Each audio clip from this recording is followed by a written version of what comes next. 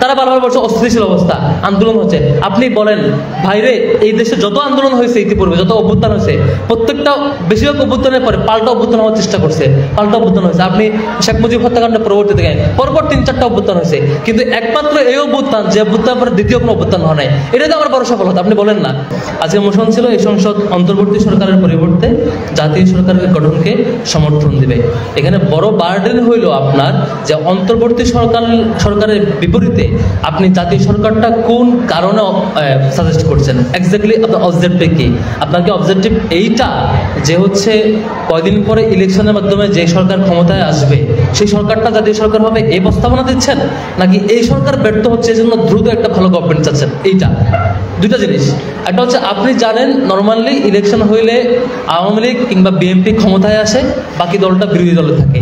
আপনি কি এই কনসেপ্টের বিরোধিতা করে একটা জাতীয় সরকারকে অফার করছেন যে আগামীতে আমি এ ধরনের একদলীয় সরকার চাই না, এমন সরকার চাই যেখানে সব দলের অংশগ্রহণ থাকবে আর কখনো ফেসিবাদ হবে না? আপনি কি এই প্রস্তাব দিচ্ছেন, নাকি বর্তমান ইন্টারিম গভর্নমেন্ট আমি আসলে চাই না, এটা প্রবলেমেটিক অবস্থায় আছে, সেজন্য দ্রুত একটা সকল দলের গভর্নমেন্ট যাচ্ছে? এই দুটো বোঝানোর চেষ্টা করছেন, বাট কম্প্যারিজনটা পারফেক্টলি বোঝাতে পারেন নাই। এখন যাই হোক, এরপর আপনারা বোঝানোর চেষ্টা করছেন আপনারা এই গভর্নমেন্টটা ফেলিয়ার হচ্ছে, ক্রাইসিস হচ্ছে, আপনারা একটা নতুন জাতীয় সরকার চান। এখন আসি আপনাদের ক্রিটিসিজমে। তার আগে বলি, বক্তার আলাদা আলাদা রোল থাকে। যেমন যিনি থার্ড বক্তা, তার রোল হইল যে তার ওয়ার্ল্ডের চাইতে আপনার ওয়ার্ল্ডটা কেন বেটার, তার কনসেপ্টের চাইতে আপনার কনসেপ্টটা কেন বেটার, দুইটাকে একসাথে কম্পারিজন করা। আপনারা দুইজন বক্তাই তৃতীয় বক্তা সরাসরি কম্পারিজন দেখাতে পারেন নাই, দ্বিতীয় বক্তার মতো করে কিছুক্ষণ বিরোধিতা করছেন, কিছুক্ষণ আবার নিজের বক্তব্য করছেন, সরাসরি একদম হেড টু হেড কম্পারিজন করা, যে এটার সাথে এটা ক্ল্যাশ করে আমরা উইনার, এটার সাথে এটা ক্ল্যাশ করে আমারটা বেটার, এটার সাথে এটা ক্ল্যাশ করে আমারটা বেটার, এভাবে করে বোঝাইতে হয়। এই জিনিসটা ব্যবহার হয় নাই, বিক্ষিপ্ত অ্যানালাইসিস হয়েছে। এমনিতে ডিবেটে আমরা যেটা করি, সংসদীয় বিতর্কে প্রথমত একটা অ্যাজাম্পশন দিতে হয় যে আমি এই জিনিসটা চাই, এটা আমার হাইপোথেটিক্যাল ধারণা, এটা চাই, এটার পিছনে একটা রিজনিং দিতে হয়, এই কারণে এই জিনিসটা আমি চাই। এরপর হচ্ছে কিছু এভিডেন্স দেখাতে হয় যে গত সময় এটা হয়েছিল, অমুক সালে এটা হয়েছিল, তারপরে কিছু রেফারেন্স অ্যাড করতে হয়। আপনারা একটা অ্যাজাম্পশন দিচ্ছেন, হালকা হালকা রিজনিং দিচ্ছেন, কোনো এভিডেন্স দেন নাই, কোনো রেফারেন্স দেন নাই। ধরেন আপনার এভিডেন্স এবং রেফারেন্সবিহীন কোনো রিজনিং ফাংশন করে না, আর কোনো রিজনিংবিহীন কোনো অ্যাজাম্পশন অ্যাকসেপ্টেড হয় না। কিন্তু আপনাদের আজকের এই প্রস্তাবনায় সবটাই এরকম হয়েছে। আমি যেমন অ্যানালাইসিস করি, যেহেতু আপনারা সবাই আমার সাংগঠনিক ছোট ভাই, এই জন্য আমি এই অ্যানালাইসিস করার অধিকার রাখি আর কি, সেদিক থেকে একটু ক্রিটিক করবো। যেমন আপনি বলছেন যে হচ্ছে এই সরকারের রাজনৈতিক স্থিতিশীলতা নাই, খুবই আনস্টেবল অবস্থা। বিরোধী দল এসে বিরোধিতা করছেন যে রাজনৈতিক অস্থিতিশীল অবস্থা তেমন নাই, স্থিতিশীলতা হচ্ছে, আমরা চেষ্টা করছি। কেন আপনি বিরোধী দল বলেন না যে ভাই এখানে 15 বছর ফ্যাসিবাদ এখানে শাসন করছে, 15 বছর পুলিশে কে থাকবে কে থাকবে না ফ্যাসিবাদ নিয়ন্ত্রণ করছে, আমার একটা ভালো লোক এখানে নিয়োগ পায় নাই, বরং যারা ভালো ছিল তাদেরকে সরকার ওএসডি করে দিছে, ফোর্সফুলি রিটায়ারমেন্ট দিছে, ফলে এখানে যারা ছিল সবাই ফ্যাসিবাদের। আপনি একটা হাইপোথেটিক্যাল এক্সাম্পল দেন, ফর এক্সাম্পল যে আপনি গিয়া একটা স্কুল দখল করছেন, স্কুলে পিয়ন থেকে শুরু করে হেড স্যার পর্যন্ত সবগুলো হচ্ছে ফ্যাসিবাদের। আপনি স্কুল দখল করার পরে কারে হেড স্যার বানাবেন? নিঃসন্দেহে ম্যাথ টিচার ছিল, ইংলিশ টিচার ছিল, কিন্তু সেও তো ফ্যাসিবাদের, আপনি বসাবেন কেমনে? আপনি বলেন যে আমি এই জায়গায় মানে এই জায়গায় আমার দুর্বলতা হইলো, এখানে আমার কোনো পিওর লোক না, সব ফ্যাসিবাদের লোক। ফলে আপনি জাতীয় সরকার এখানে আসলে আপনিও পারবেন না, কারণ এখানে সেই টিউনো থেকে ডিসি পর্যন্ত, সেই এসপি থেকে একেবারে ডিআইজি পর্যন্ত সব আওয়ামী লীগের ফ্যাসিবাদের নিয়ন্ত্রিত অ্যাপয়েন্টেড লোক ছিল। এখন হঠাৎ করে এসে আপনি আপনার পিওর ডিআইজি এখানে দেবেন, এটা আপনিও পারবেন না। আপনি দেখান সেটা যে এটা বাস্তবতা এটা। ফলে আগে ফ্যাসিবাদ মূলোৎপাটনের জন্য আমার বিপ্লবী সরকারটাই অথবা আমার ইন্টারিম গভর্নমেন্টটা বেশি ফাংশনিং, রেদার আপনার গভর্নমেন্টটা কম ফাংশনিং। আপনি এভিডেন্স দেখান, সেই এভিডেন্স দেখান নাই। তারা বারবার বলছে অস্থিতিশীল অবস্থা, আন্দোলন হচ্ছে। আপনি বলেন ভাইরে, এই দেশে যত আন্দোলন হয়েছে ইতিপূর্বে, যত অভ্যুত্থান হয়েছে, প্রত্যেকটা বেশিরভাগ অভ্যুত্থানের পরে পাল্টা অভ্যুত্থান হওয়ার চেষ্টা করছে, পাল্টা অভ্যুত্থান হয়েছে। আপনি শেখ মুজিব হত্যাকাণ্ডের পরবর্তীতে পরপর 3-4টা অভ্যুত্থান হয়েছে, কিন্তু একমাত্র এই অভ্যুত্থান যে অভ্যুত্থান পরে দ্বিতীয় কোনো অভ্যুত্থান হয় নাই, এটা তো আমার বড় সফলতা। আপনি বলেন না কিসের অস্থিতিশীলতা, বরং আমার বড় সফলতা হইলো যে এই অভ্যুত্থানের পর দ্বিতীয় কোনো অভ্যুত্থান হওয়ার সাহস সুযোগ কেউ পায় নাই। আপনি এটা দেখেন না, কোনো এভিডেন্স নাই। আপনার কাছে এভিডেন্স ছিল, আপনি না এভিডেন্স দিচ্ছেন না রেফারেন্স দিচ্ছেন। আপনি যে কারণে এই এভিডেন্স এবং রেফারেন্স বিহীন হওয়ার কারণে আপনার রিজনিং এবং অ্যাজাম্পশন দুইটা ফেলিয়ার হয়।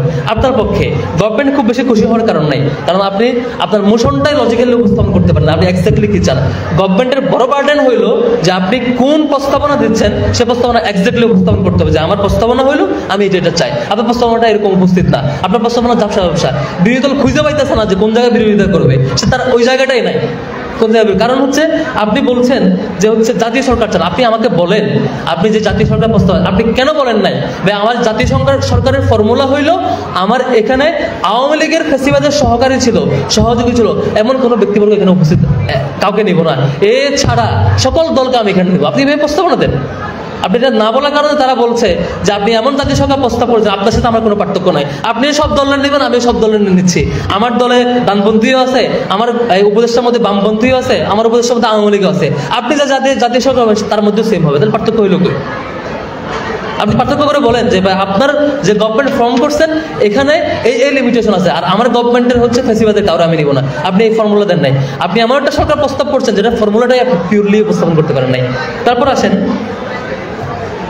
আপনি বলছেন নির্বাচনের অবস্থা, আপনি একটা নির্বাচন চান, নির্বাচনের মধ্যে জাতীয় সরকার চান। আপনি এটাও বলতে পারতেন যে ভাই আমি নির্বাচন চাই না, নির্বাচন ছাড়া জাতীয় সরকার বলতে পারতেন। কিন্তু আপনি যখন নির্বাচন চান, আপনার একটা বড় বার্ডেন আসে যে নির্বাচনটা আপনি যে গভর্নমেন্টকে অভিযোগ দিচ্ছেন, সেই অভিযুক্ত গভর্নমেন্ট কিভাবে নির্বাচনটা অ্যারেঞ্জ করবে।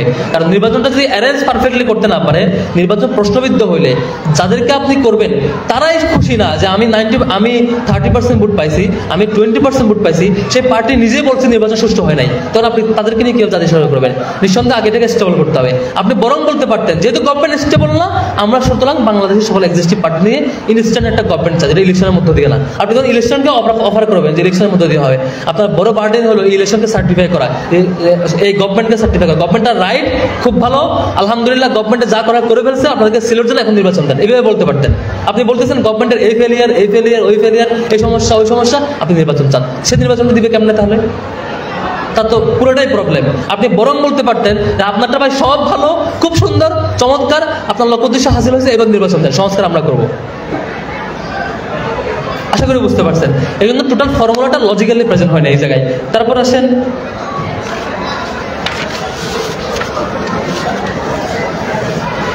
যেমন আওয়ামী লীগের পুনর্বাসন হবে, আওয়ামী লীগের পুনর্বাসনের বিপরীতে সরকার তো উদাহরণ দিচ্ছেন যে কয়দিন আগে আপনারা 0 পয়েন্ট গুলিস্তানের আন্দোলনে হচ্ছে আরো বিভিন্ন জায়গায় আওয়ামী লীগকে আপনারা দমন করছেন, উদাহরণ দিচ্ছেন না? অথচ আপনার ভাবা দরকার ছিল, আপনি তো ইন্টারিম গভর্নমেন্টটা অস্বীকার করছেন, সেই ইন্টারিম গভর্নমেন্টের ব্যানঘাটবাহী দলেই কিন্তু এই ফেসিবাদকে কি করছে বা আওয়ামী লীগকে ট্যাকেল দিয়েছে। আপনি যে যাদের সমর্থনকে আপনি বিরোধিতা করছেন, তাদের সমর্থকবৃন্দ কিন্তু এই মুভমেন্টটাকে সাপোর্ট দিচ্ছে। ফলে এই কম্পারিজনটা ঠিকঠাক আসে না এক্সাম্পলটা, বরং আপনি অন্যভাবে আসতে পারতো, এইভাবে আসতে পারতেন যে যখন আওয়ামী লীগ আসতে চাইছে, যে বিএনপিও রাস্তায় নামছে, জামাতও নামছে, শিবিরও নামছে, ছাত্রদলও নামছে, সব দল নামছে, এইভাবে নামবে, এইভাবে বলতে পারতেন। আপনি এক্স্যাক্টলি সেই উদাহরণটা উপস্থাপন করছেন যেখানে বৈষম্য ছাত্র আন্দোলন গেছে, যারা এই গভর্নমেন্টের একটা কিংস পার্টির মতো। ফলে এই এভিডেন্সটা, এই রেফারেন্সটা এক্স্যাক্টলি সুইট করে না এই জায়গায়। তারপর আসেন আপনার,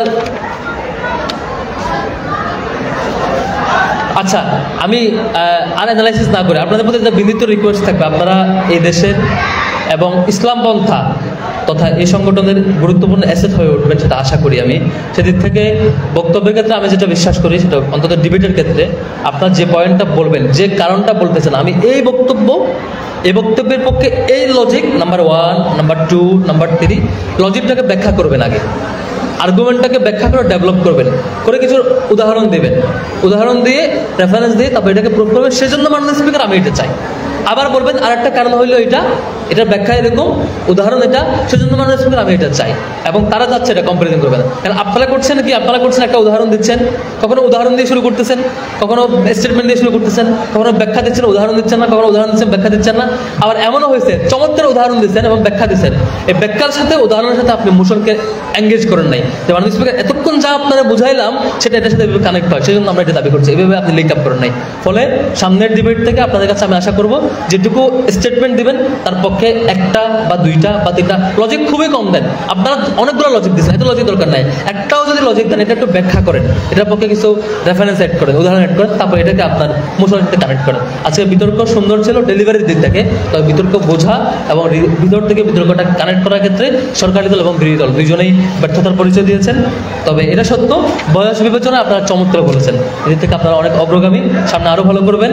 মিল্লাতের পক্ষ থেকে, মিল্লাতের যে তামিল মিল্লাত মাদ্রাসা হিসেবে যেভাবে পায়োনিয়ার ভূমিকা আছে, আমি বিশ্বাস করি শিক্ষা প্রতিষ্ঠান হিসেবে স্কুল এবং কলেজের মতো মিল্লাত এক সময় পায়োনিয়ার হবে ইনশাল্লাহ, এবং সকল স্কুল কলেজে এই মিল্লাতকে ফলো করতে থাকবে আপনাদের দক্ষতার বলে। এই সংগঠন এবং এই পরিসর, এই উম্মাহ, এই আন্দোলন, এই আদর্শ সবকিছু আপনাদের হাত ধরে এগিয়ে যাবে বলে বিশ্বাস করে আমার বক্তব্য শেষ করছি। আসসালামু আলাইকুম ওয়া রাহমাতুল্লাহ।